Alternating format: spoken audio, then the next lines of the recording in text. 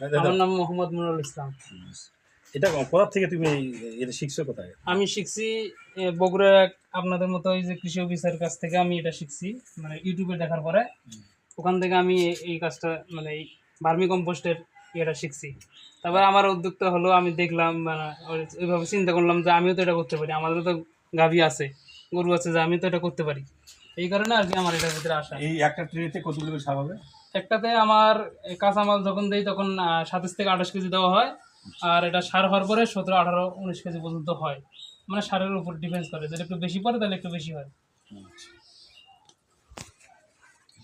দেখো দেখো দেখে কিছু দেখো, এখানে কেঁচো আছে, প্রচুর পরিমাণ কেঁচো আছে দেওয়া একটাতেই। এখানে নাড়া দিয়েছিলাম তো সব নিচে গেছে।